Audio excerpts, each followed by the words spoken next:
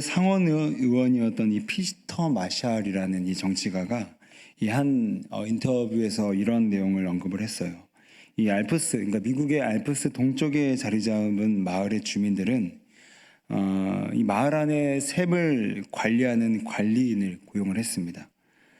그 샘은 이제 마을로 흘러 들어가는 시냇물의 발원지이기도 했고, 또 마을 주민들이 식수로 사용하는 중요한 물이었기 때문에 이 사람을 고용해서라도 깨끗이 관리해야만 됐습니다.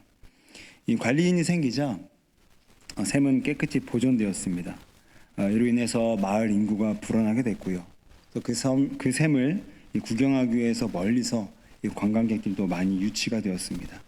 그러다가 이 몇 년 후 이 주민회의가 소집되었고, 이제 사실 사람 마음이 그렇잖아요. 화장실 들어갈 때랑 나올 때랑 같다 다르다 다르잖아요. 그래서 맨 처음에는 고마워하다가 이제 너무 우리가 지출이 많이 된다. 그래서 인건비를 줄여야 되겠다라는 마음으로 이 관리직을 폐기하기로 이 주민회의가 소집된 후에 결정이 됩니다. 그 결과 샘의 수질은 더러워져서 더 이상 이 식수로 사용할 수 없게 되었고, 또한 많은 관광객들도 점차 줄게 되면서 이 마을의 경제는 초라해지게 되었습니다. 샘을 관리하는 일이 얼마나 중요한지 이 마을 사람들은 다시 깨닫고 다시 본인들이 잘랐던 이 관리인을 다시금 고용하게 됐다는 실화를 이 피터 마샬이라는 미국의 상원 의원이 한 인터뷰를 통해서 한번 언급했던 내용이 있습니다. 여러분, 잠언 4장 23절 말씀을 한번 화면을 보시게 되면, 모든 지킬 만한 것 중에 더욱 네 마음을 지키라. 생명의 근원이 이에서 남으니라. 여러분, 근원이란 말이 나오는데요. 여기서 말하는 근원은 바로 이 영어로 스프링, 바로 샘이란 뜻입니다. 이 마음에서 에너지와 통찰의 근원적인 힘이 흘러나와 우리가 경험하고 있는 수많은 외부의 압박에 굴하지 않고 극복할 수 있다는 거죠. 그러니 이 샘 관리자를 해고했을 때 이 마을 사람들의 경제가 무너지고 또 인구가 줄어드는 이 엄청난 피해를 입은 것처럼, 우리 역시도 이 샘의, 이 생명의 근원되는 이 샘, 이 마음이라는 샘을 관리하지 못하면 그 사람은 엄청난 피해를 당할 수밖에 없다는 겁니다. 여러분, 하와를 보십시오. 하와 한 사람의 마음을 관리하지 못하니까 남편이 죄에 전염되고 그 전염의 확장이 온 인류에게까지 미치게 됩니다. 한 사람의 마음이 그렇게 중요하다는 거죠. 마음의 영향이 그만큼 중요하다는 거죠. 여러분, 그 미국의 리처드 니슨 대통령은요, 이 워터게이트 사건, 이 스캔들이 터지면서 이제 미국 역사상 처음으로 탄핵 소추를 받은 이 불명예를 갖게 된 이 대통령이었습니다. 이 워터게이트 사건이 뭐냐면, 좀 간단히 말씀드리게 되면, 이 닉슨 대통령이 만든 사조직 5명이 이 몰래 워터게이트라는 건물에 있는 이 경쟁당이었던 민주당 사무실에 잠입해서 그들의 선거 전략을 몰래 도청하려다가 적발되고 체포된 사건입니다. 여러분, 닉슨 대통령은 굉장히 유능하고 장점이 많은 대통령으로 유명했습니다. 그런데 이 워터게이트 스캔들이 터지면서 그는 이제 탄핵에 몰리게 됐고, 탄핵을 받기 전에 사임하면서 불명예를 입은 대통령으로 기록에 남게 되죠. 그런데 이렇게 그가 불명예를 갖게 된 원인이 뭐냐면, 그의 인성적인 바로 마음의 바로 부족함 때문이었습니다. 그러면 그는 일종의 망상에 시달렸다고 해요. 이 어떤 망상이었냐면, 모든 사람들이 다 자기를 공격한다고 생각을 하는 거예요. 같은 정당에서 부하들이나 자기를 위해서 충고와 조언을 해도 그것마저도 다 자기를 공격하는 것이라는 망상에 빠져버렸습니다. 그래서 자기를 공격하는 사람 리스트를 만들었는데, 그 리스트에 올라간 인물이 무려 222명이었다고 합니다. 근데 거기에는 놀랍게도 경쟁 정당뿐만이 아니라 자기 정당 공화당의 식구들 사람들도 있었다는 거죠. 무슨 말이에요? 아무리 충신들이 말리고 지적하고 조언하고 충고해도 듣질 않는 겁니다. 왜요? 이 모든 사람들은 나를 위해서 얘기하는 게 아니라 지금 나를 공격하는 거야. 나를 어떻게든 끌어내려는 거야 라는 자기망상에 빠져서 결국 마음을 지키지 못해서 그는 모든 사람들을 적으로 규정하게 되었고, 그나마 자기에게 살살거리는 사람 5명만 따로 사조직을 만들었는데 이 사조직 5명이 대통령의 허락도 받지 않고 민주당의 그 워터게이트 빌딩에 잠입했다가 체포가 돼버린 바람에 시키지도 않았는데 이 5명이 결국 파고 들어가니까 그 뒤에 대통령이 있음을 이제 검사 결과가 나오게 돼서 그는 사임을 하게 되었다는 겁니다. 그는 FBI, CIA를 제쳐두고 자기에게 충성되다고 여긴 이 사조직 5명을 너무 이스라엘만 감싸고 들고 나머지 모든 사람들을 다 적으로 규정한 나머지 그는 무너지게 됐다라는 거예요. 여러분, 사실 이 닉슨 대통령은 많은 유능함으로 칭찬을 받았던 인물이었습니다. 그는 뛰어난 외교적 수완을 가졌어요. 그래서 그 당시에 적대 국가로 여겨졌던 중국과 관계를 정상화시켰고 파리 협정을 체결하면서 베트남 전쟁을 종식시킨 인물이었습니다. 또한 행정력도 좋아서 이 연방정부 조직을 효율적으로 개편하기도 했어요. 또한 개인 회복력도 좋아서 이 존 F 케네디에게 대선에서 패했지만 8년 만에 이 대통령이 되면서 강인한 집념마저도 보여줬습니다. 다 좋았어요. 다 유능했습니다. 다 장점이었어요. 그런데 그 마음 하나를 관리하지 못해서 그는 망상에 빠져버렸고 그 망상은 자기의 모든 충원자, 충고자, 같은 팀 사람들을 다 적으로 규정한 나머지 그는 무너졌다라는 겁니다. 여러분, 그가 이력이 부족해서, 그가 지도력이 없어서, 그가 못 배워서가 아니라 그의 마음 하나 관리 실패가 그를 역사상 대통령 처음이라는 이 사임자라는 별명을 갖게 했다라는 거예요. 뭐가 문제였다고요? 바로 마음 한구석 문제였다는 겁니다. 여러분, 이건 우리들에게도 마찬가지죠. 여러분, 요즘에 좀 유행하는 말까지는 아니지만 좀 사람들이 자주 쓰는 말 중에 하나가 뭐냐면 쿠쿠다스 멘탈이라는 말이 있더라고요. 그럼 쿠쿠다스 뭔지 아시죠? 과자. 그래서 저도 이제 저희 은이나 조이에게 아빠 쿠쿠다스 하나 줘 그러면은 이제 멀쩡한 거 놔두고 다 깨진 거 이제 줄 때가 있는데, 그럼 쿠쿠다스가 먹을 때 힘든 점이 뭐죠? 너무 잘 부서집니다. 너무너무 연약해요. 그래서 막 뜯을 때도 여러분 얼마나 조심히 뜯는지 몰라요. 근데 그만큼 요즘 사람들이요, 심각한 우울증, 비교의식, 그 다음에 어떤 낮은 자존감, 어떤 그런 내적인 문제로 인해서 쿠쿠다스 멘탈이라는 말이 나올 정도로 조금만 뭐가 있어도 마음이 상하고 조금만 뭐가 있어도 완전 마음이 깨져버리는, 그래서 이 마음을 관리하지 못해서 무너지는 시대가, 극명한 시대가 바로 오늘날의 시대가 됐다는 거죠. 우리 요한복음 13장 2절 말씀을 보게 되니까 가룟유다가 무너진 사건 역시도 마음이라고 말씀을 합니다. 마귀가 벌써 시몬의 아들 가룟유다의 마음에 예수를 팔려는 생각을 넣었더라. 하와를 유혹했던 마귀는 가룟유다에게 생각에 그대로 침투했습니다. 여러분, 빈틈을 찾아서 그 생각을 넣었대요. 그 마음 가운데 말씀과 진리가 채워지지 않으니까 틈이 생겼고, 그 틈을 열어서 마귀의 생각을 집어넣었더니 가룟유다는 실패한 인생이 됐다라는 거죠. 여러분, 그러니 우리는 마음을 잘 지켜야 될 줄로 믿습니다. 그러니 우리는 마음을 지키는데 온 힘을 쏟아야 되는데 마귀는 이걸 아는 겁니다. 결국 마음 지킴의 문제에 우리 인생에 성패가 달렸음을 마귀도 알기 때문에 이 시대에 마귀는 우리에게 2가지 면에서 마음 관리에 집중하지 못하게 만든다는 거예요. 첫 번째는 내면이 아닌 외면에 관심을 쏟게 만듭니다. 여러분, 요즘에는 누가 뭐 마음 지킴, 뭐 마음 관리 이런 말 안 쓰잖아요. 그 대신에 외모 관리, 몸짱, 뭐 얼굴 가꾸기. 요즘에 이런 문구가 좀 한 번씩은 유행을 하더라고요. 이런 얘기가 있습니다. 부모님 날 낳으시고, 선생님 날 가르치시고, 원장님 날 거듭나게 하셨다. 여러분, 여기서 말하는 원장님은 누구죠? 성형외과 원장님. 아직도 이해를 못 하셨으면 나중에 이따가 집에 가셔서 웃으시면 될 것 같아요. 여러분, 그만큼 원장님 날 거듭나게 하셨다. 사람들의 모든 관심의 집중은요, 어떤 마음 관리, 내면 관리에 있지 않고 다 외형, 외면, 몸매, 얼굴, 다 눈에 보이는 것들에 집착하게 만들어서 마귀는 오늘날 거기에 우리를 꽂히게 만들어서 마음 관리, 이 내면 관리에 집중하지 못하게 만든다는 겁니다. 그런가 하면 2번째로 이 시대의 마귀가 또 우리의 내면 관리를 집중하지 못하는데 막는 이 방해하는 두 번째는요, 바로 분주함입니다. 바쁨이죠. 어떤 사람이 이런 말을 했어요. 악마가 당신을 죄짓게 하지 못하면 바쁘게 만들 것이다. 무슨 말이죠? 악마가 우리를 죄짓게 만듭니다. 그게 실패로 가는 길이니까요. 근데 죄짓게 만드는데 실패하면 두 번째로 쓰는 방법이 뭐라고요? 바쁘게 만든다라는 거예요.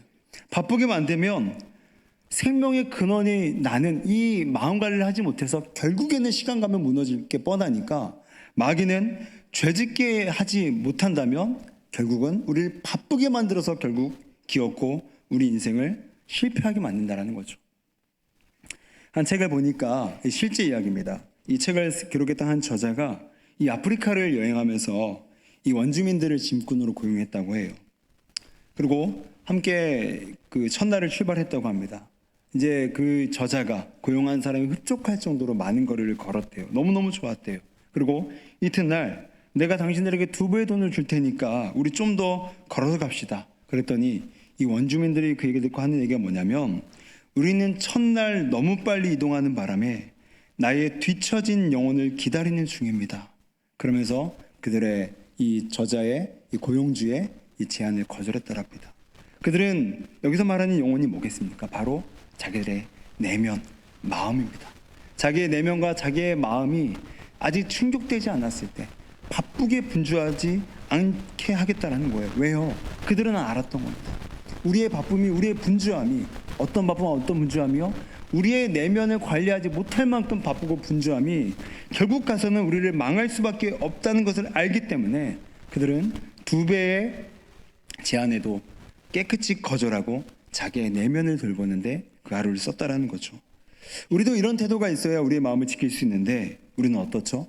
바빠지려고 합니다. 왜요? 안 바빠지면 불안해요. 안 바빠지면 경쟁에서 도태되는 것 같고, 안 바빠지면 한가한 인생인 것 같고, 안 바빠지면 한심한 인생인 것 같아서 우리는 더 바쁘게 의도적으로 바쁨을 추구합니다. 물론 여러분 현대사회가 안 바쁘면 살 수 없습니다. 바쁠 수밖에 없어요. 그런데 문제는 정해진 바쁨 그 이상을 우리는 추구한다는 거예요. 왜요?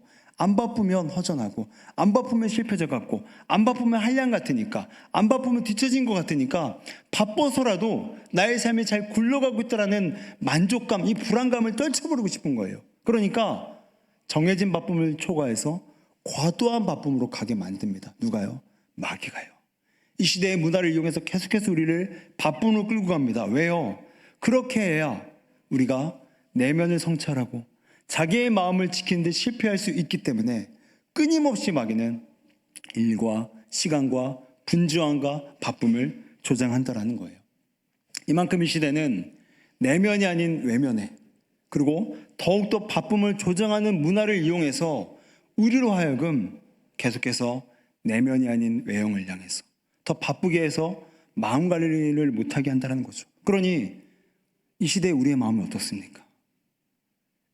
정신병원 가는 것이 이제는 이상한 시대가 아닌 시대가 되었습니다. 누구라도 정신병을 약을 먹는 것이 마음의 감기라고 해서, 예전에는 정신병원 가는 것이 굉장히 큰 흠이었고 숨길 만한 것이었지만 이제는 마음의 감기라는 평범한 수준으로 정신병이 나터졌습니다. 왜요? 그만큼 다 아프니까요. 마음 관리가 안 돼서 그만큼 이런 마음의 처참함 지경까지 내려왔으니까 이제는 우리는 그런 시대를 살아가고 있다는 거예요. 그러니 이 시대는 과거 그 어떤 시대보다도 마음 관리, 마음 지킴, 내면 관리에 우리 인생의 성패가 달린 줄로 믿습니다. 그렇다면 우리는 어떻게 해야 우리의 마음을 지킬 수 있을까요? 우리 이어지는 본문 24절에서 27절에서는 입, 눈, 발, 이 3가지의 신체 기관을 들어서 마음 관리의 비법이 여기 있다고 얘기를 합니다. 그럼 굉장히 역발상적인 얘기고 넌센스 같은 얘기예요. 우리의 마음을 지키는데 저자는 그래 마음을 지켜야 되니까 뭔가 이상적으로 마음도 잘 다듬고 좋은 마음 먹고 이런 얘기하지 않습니다. 너희의 마음을 지키기 위해서는 너희의 입을, 너희의 눈을, 너희의 발을 체계적으로 관리해야 된다는 얘기예요. 왜요? 우리의 내면과 우리의 몸이 연결되어 있기 때문에. 우리 여러분 긴장하면 어디가 아프죠? 긴장하면 배가 아프잖아요. 그만큼 우리의 내면과 우리의 몸, 우리의 내면과 우리의 물리성은 연결이 되어 있다는 겁니다. 그러니까 굉장히 역설적인 얘기지만 우리의 마음을 지키기 위해서는 그 무엇보다도 입, 눈, 발이라는 세 개의 신체 기관을 철저하게 지켜야 그 결과 우리의 마음이 지켜진다라는 말입니다. 그래서 오늘은 우리 입, 눈, 발 이 세 가지 순서로 이 세 가지를 어떻게 관리해야 우리의 마음이 지켜질 수 있을까 함께 살펴볼 때에 우리의 마음이 지켜져서 우리의 마음의 근원이 치유되고 회복되는 은혜가 있기를 주의 이름으로 축원드립니다. 첫 번째로 입술을 지켜야 된다는 겁니다. 우리 24절 말씀을 보게 되면 우리 화면을 보시게 되면 구부러진 말을 네 입에서 버리며 비뚤어진 말을 네 입술에서 멀리하라. 구부러진 말과 비뚤어진 말이란 이 원어를 바로 해석하게 되면 왜곡된 말, 빗나간 말이란 뜻입니다. 종합하자면 이 말은 좋은 말이 왜곡되고 진리가 비틀어진 말인 거예요. 쉽게 말하자면 긍정적인 말이 아니라 부정적인 말이고 건설적인 말이 아니라 망하는 말이라는 겁니다. 그러면 사람이 말을 하면요, 그 말에 가장 많이 영향받는 사람이 누굴까요? 자기 자신입니다. 왜죠? 타인은요, 우리가 말하는 말의 일부분만 듣게 됩니다. 그리고 기분 나쁠 수는 있어요. 그러나 그 자리를 떠나면 어느 정도 극복이 됩니다. 그러나 끊임없이 내가 좋은 말을 하든 끊임없이 내가 나쁜 말을 하든 그 말을 거의 100% 흡수하는 존재는 타인이 아니라 바로 누구라고요? 나입니다. 그러니까 결국 내가 부정적인 말을 하고요, 건설적인 말이 아니라 부정적인 말을 하고 망하는 말, 저주의 말을 하게 되면, 불평의 말, 원망의 말을 하게 되면요, 그 말을 곧이곧대로 흡수해서 내 마음에는 원망, 불평, 짜증, 결핍이 일어날 수밖에 없다는 거예요. 그러니까 오늘 저자는 우리의 마음을 지키기 위해서는 우리의 말이 우리의 내면으로 들어가기 때문에 철저하게 입단속할 것을 우리에게 권하고 있다는 겁니다. 우리 한번 화면을 보시게 되면 어떤 주부가 이 아이들과 두 자녀와 함께 실험을 한 장면이에요. 일주일 동안 한 그릇에는 밥입니다. 내용물이 밥을 양쪽 그릇에 나눠서 넣고 한쪽 이 그릇에는 일주일 내내 너 사랑해, 너는 귀한 존재야, 넌 최고야, 난 너 없으면 못 살아, 축복해, 일주일 내내 이 말을 고백한 거예요. 반면에 또 한쪽 그릇에는 똑같은 밥을 넣고 너 짜증나, 나 너 싫어, 너 저리 가, 너 왜 태어나니, 이 말을 일주일 내내 한 겁니다. 근데 여러분 화면을 보시면 좀 표시가 좀 날지 모르겠지만 이 오른쪽, 여러분 보실 때 오른쪽을 보게 되면 뭐라고 써있죠? 화나, 힘들어, 짜증나, 애유. 근데 여러분 그 밑에 있는 밥의 색깔이 여러분 보이십니까? 네, 변질이 됐어요. 그런데 여기 왼쪽에 있는 이 그릇은 뭐 잘은 보이지는 않겠지만 뭐 축복해, 뭐 기뻐해 이런 단어가 쓰여 있는데 밥 색깔이 어떻죠? 네, 아주 하얗게 되어 있습니다. 여러분 이렇게 무생물마저도 그 말을 들었을 때 어떠한 결과가 끼쳐지는가를 잘 증명해내는 이런 모습입니다. 여러분 이런 실험들도 되게 많아요. 그래서 어떠한 다큐멘터리에서는요, 똑같은 비닐하우스에다가 한쪽은 클래식 음악을 틀어놓고 일주일 내내, 한쪽은 욕설이 들어가 있는 힙합 이 음악을 틀어놨다고 합니다. 결과가 어떻게 됐을까요? 클래식 음악을 들은 나무 열매는 굉장히 잘 자랐대요. 그런데 이 욕설이 담겨진 힙합 음악을 들은 나무는 막 망가지고 찢겨지고 이 열매가 나지 않은 그런 대조적인 결과를 맞이했다고 합니다.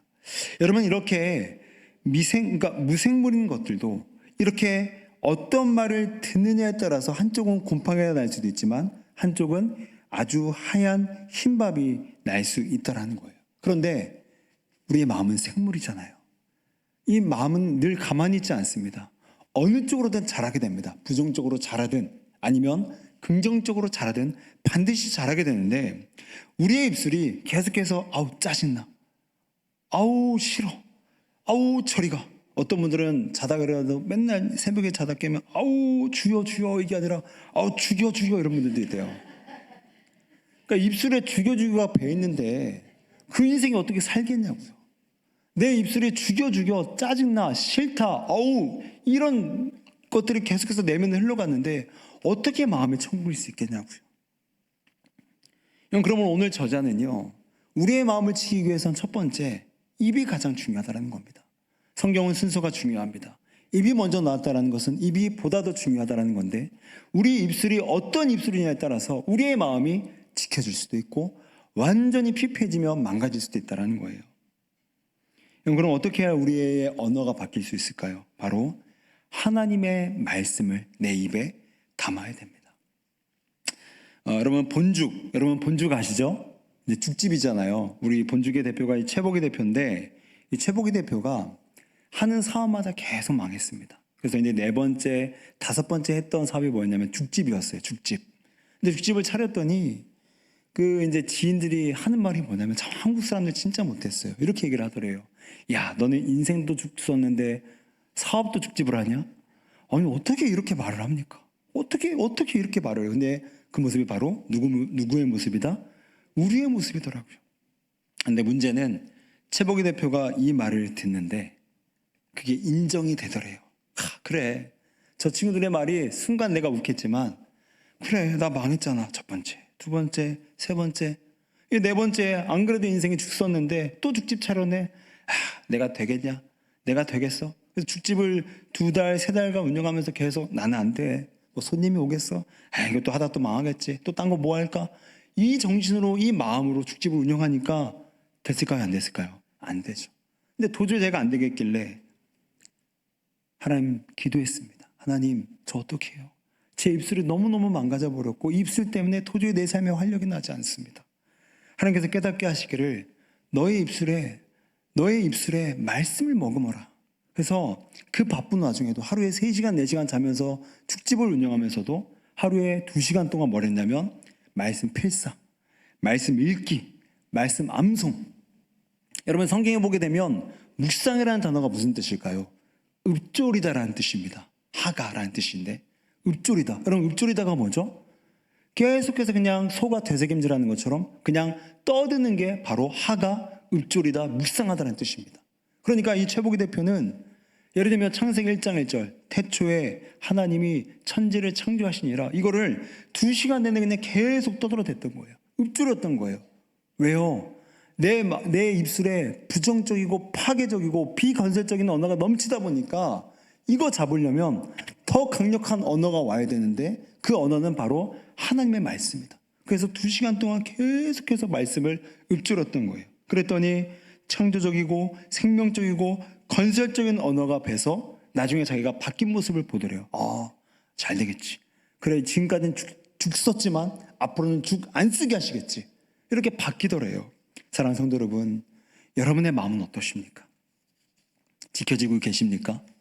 그런데 여러분의 입술 가운데 지금도 부정적이고 원망과 불평, 비감사의 언어가 넘치게 된다면 우리의 마음은 입술과 똑같이 흡수되어져서 망할 수밖에 없는 마음, 파괴적이고 피폐하고 비교하며 열등감에 시달릴 수밖에 없을 것입니다. 그러므로 이제는 우리의 입술을 잘 지키셔서 우리의 마음을 잘 지켜내는 우리 모두가 되시기를 주의 이름으로 축원드립니다. 그런가 하면 2번째로 오늘 저자는 눈을 관리하라고 얘기합니다. 우리 25절 말씀을 보실까요? 25절입니다. 네 눈은 바로 보며 네 눈꺼풀은 네 앞을 곱게 살펴. 여러분, 네 눈은 바로 보래요. 여기서 바로 보며라는 뜻은요, 영어로 바로 스트레이트, 영어로 스트레이트입니다. 그러니까 무슨 말이냐면 스트레이트, 그냥 바로 보라는 겁니다. 여러분, 왜 우리가 마음을 지키지 못하죠? 하나님만 스트레이트로 그냥 딱 하나님만 보면 되는데 자꾸만 우리의 눈이 좌우를 두리번거립니다. 환경 보고, 안 될 거 보고, 비교시계 보고. 스트레이트로 하나님만 보면 하나님의 환경보다 크시기 때문에 우리의 마음을 지킬 수 있고 우리의 두려움을 극복할 수 있는데, 우리의 눈이 스트레이트로 안 보고 바로 보지 않고 어떻게 본다고요? 이 상황 봤다가 저 상황 봤다가 저 사람이 날 쳐다보는 눈빛 봤다가 취업 안 되는 거 봤다가 돈이 입금이 안 되는 거 봤다가 자꾸 눈을 좌우로 두리번 거리고 환경을 보게 되니까 스트레이트로 하나님을 바라보지 못하니까 하나님의 크신 능력은 바라보지 못하고 환경의 조임, 환경의 억압, 환경이 주는 공포, 환경이 주는 그 슬픔에 빠져서 두리번거리다가 우리의 마음이 실족할 수밖에 없다라는 거예요. 여러분, 특별히 사람이 이 눈이요, 얼마나 이미지에 연약한지 모릅니다. 여러분, 이 구약시대를 보게 되면 사람들이 왜 우상에 빠졌을까요? 그들은 신앙이 없어서 빠진 게 아니라 하나님은 이미지화가 되어 있지 않았잖아요. 보이지가 않습니다. 눈에 안 보이니까 약해요, 믿음이. 그런데 우상들은 눈에 보이잖아요. 거대하잖아요. 압도적이잖아요. 지금도 우리가 뭐 이를테면 천주교 성당에 가게 되면 얼마나 압도적인 그런 그림들, 거룩을 자아내는 그런 모습들이 많이 있습니까? 마치 구약시대 사람들도 하나님은 안 보이는데 우상은 눈에 보이는 이미지가 있으니까 거기에 빠져들 수밖에 없었다는 거죠. 하와도 보십시오. 왜 선악과를 왜 따먹었습니까? 보암직했기 때문에. 여러분, 사도 요한도 보세요. 그래서 우리에게 뭘 얘기하죠? 안목의 정욕에 빠지지 말라고 권면합니다. 그만큼 눈으로 보는 게 무섭다는 거예요. 눈으로 보고 눈으로 봤던 그 공포감과 두려움과 내 안의 피폐함들이 내 마음의 두려움과 피폐함으로 들어와서 우리의 마음을 지키지 못하게 만든다는 거죠. 다윗을 보십시오. 우리 사무엘하 11장 2절을 볼까요? 사무엘하 11장 2절을 보게 되니까 저녁 때에 다윗이 그의 침상에서 일어나 왕궁 옥상에서 거니다가 그곳에서 어떻게 하죠? 보니 한 여인이 목욕을 하는데 쉼이 아름다워 보이는지라. 여러분, 다윗이 왜 밧세바를 범했습니까? 왜 밧세바를 범했죠? 보니. 안 봤으면 모르겠지만 보니까 음욕이 생기고, 음욕이 생기니까 쉼이 아름다워 보이는 여인을 범할 수밖에 없는 상태가 됐다라는 거죠. 여러분, 이건 우리도 마찬가지입니다. 우리는요, 보는 것을 가리셔야 됩니다. 보인다고 다 볼 것이 아니라 보이는 것을 철저하게 관리하고 절제하고 각도를 좁혀서 내가 봐야 될 것들만 봐야 된다라는 거예요. 요즘에 유튜브 화면을 가게 되면요, 근데 저는 축구를 좋아하니까요, 보는 축구도 되게 좋아하거든요. 근데 저는 설교를 이제 치려고 딱 유튜브 검색에다가 딱 마우스를 클릭을 해요. 근데 제 눈이 검색 그 창만 봐야 되는데 약간 보니까 2002년 대한민국 월드컵 4강 쉬나 이게 영상이 뜨는 거예요. 그럼 제 눈이 옆으로 이렇게 보이는 순간 저도 모르게 오른손이 마우스가 그쪽으로 가고 있는 거예요. 사람이요, 그렇게 눈에 지배를 당한다는 거죠. 오늘 다윗은 봤습니다. 보니까 넘어갈 수밖에 없다는 거죠. 안 봤어야 되는데. 여러분, 사무엘하 11장 2절을 다시 한번 띄워주시게 되면 다윗이 범죄한 시각이 언제입니까? 저녁 때. 여러분, 밤은요, 우리의 모든 영적 긴장감이 다 경계가 허물어지는 시간입니다. 여러분, 범죄가 아침에 일어납니까? 대낮에 일어납니까? 대부분의 범죄의 90%는 언제 일어나죠? 밤에 일어나요. 왜요? 하루 종일 열심히 일하고 땀 흘리고 이제 완전히 축 늘어진 겁니다. 완전 긴장이 해제된 거예요. 그 상태에서 보면요, 그 유혹과 그 덫을 그냥 지나갈 수 없다라는 거죠.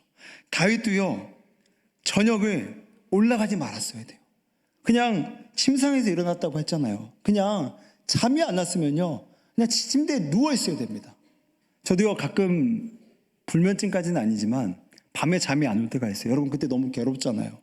안 괴로우세요? 제 표정 보니까 저만 괴로운 것 같아요. 그럼 저는 빨리 새벽녘에 가야 되니까 빨리 잠을 청해야 되는데 마음이 급하면 급해져도 더 잠이 안 와요. 그래서 눈을 피곤하게 하려고 나가서 책을 읽습니다. 밤 11시, 12시. 근데 여러분, 책이 그 시간에 들어와요, 안 들어와요? 안 들어와요. 그러면 뭘 꺼내죠? 핸드폰, 100% 핸드폰 꺼내게 돼 있어요. 그래서 제가 마음먹은 게 있어요. 잠이 안 오더라도 그냥 무조건 누워있자. 일어나지 말자. 2시간, 3시간 되면 눈 감고 있자. 기도하면서 있자. 그냥 다윗은 거기 올라가지 않았어야 됩니다. 저녁 때 왜 올라갑니까? 잠이 안 오면 그냥 누워서 그날 새벽을 기다렸어야 돼요. 근데 그 저녁에 온 긴장이 해제되고 범죄를 지을 수 있는 유혹이 더 커질 그 시간에 올라가서 딱 봤더니 쉼이 아름다워 보이는 여자가 온 옷을 다 벗고 나처럼 서 있는 거예요. 어떤 남자가 안 넘어가겠냐고요. 여러분, 마찬가지입니다.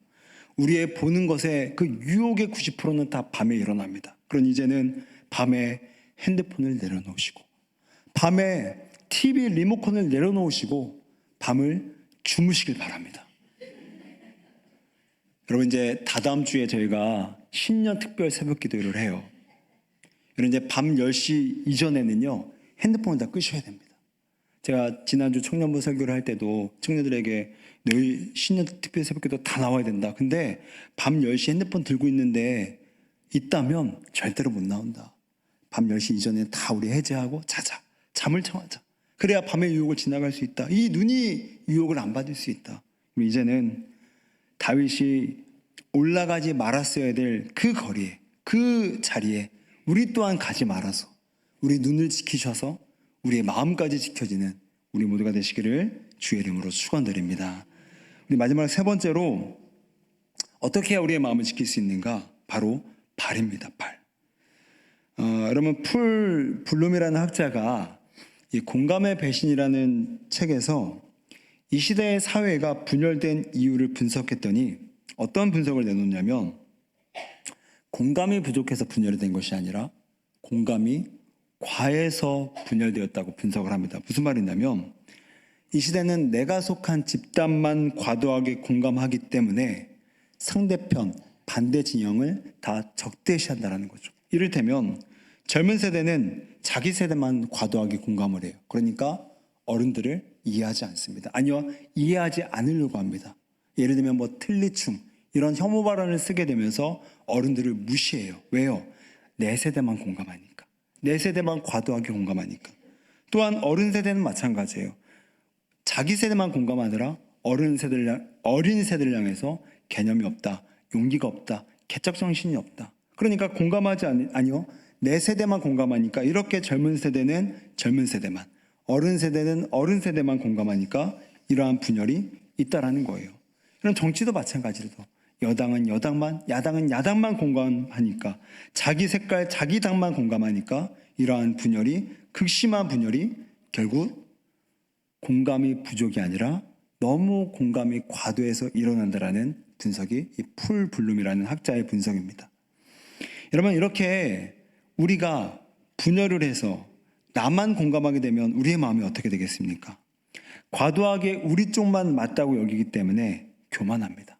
또한 남을 향해서는 분노와 정죄를 가질 수밖에 없어요. 그러니까 우리의 마음 상태가 어떻게 되죠?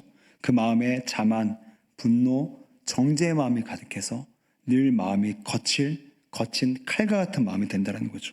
그러니 그 칼과 같은 마음이 남도 찌르지만 자기도 찔러서, 과도한 공감을 했던 자기도 찔러서 자기를 피폐하게 만든다라는 거예요. 그래서 오늘 저자는 우리가 이 마음을 지키기 위해서 우리에게 뭐가 필요하냐? 우리 27절 말씀을 볼까요? 우리 27절입니다. 자로나 우로나 치우치지 말고 내 발을 악에서 떠나게 하라. 여러분, 우리의 발은요, 내가 서 있는 자리를 상징합니다. 이 내가 서 있는 그 위치에서 내 발이 좌로나 우로나 치우치지 말래요. 왜요? 너무 극단 좌로 가게 되면 극단 우에 있는 사람들을 정죄하고 분노하고 적대시할 수밖에 없기 때문에, 반대로 너무 극단 우에 있으면 극단 좌에 있는 사람들을 향해서 너희들은 벌레들이다, 너희들은 충들이다, 너희들은 이 대한민국에 쓸모없다라면서 부정할 수밖에 없기 때문에 오늘 이 저자는 우리의 마음을 지키기 위해서 좌로나 우로나 치우치지 말라는 겁니다. 결국 이 말씀이 우리에게 도전하는 게 무엇입니까? 내 자신, 내가 속한 진영, 내가 속한 집단을 덜 공감하라는 겁니다. 과도한 공감을 이제는 멈추고 덜 공감하라는 겁니다. 우리만 맞다라는 과도한 공감을 이제는 멈추라는 겁니다. 그래야 극단에 있는 우리의 나눠져 있는 이 분열이 조금씩 중심으로 와서 만날 수 있기 때문에, 그렇게 돼야 우리의 극단으로 가 있는 마음들이 치료받을 수 있기 때문에 오늘 저자는 좌로나 우로나 우리의 발을 치우치지 말라고 권면하고 있습니다.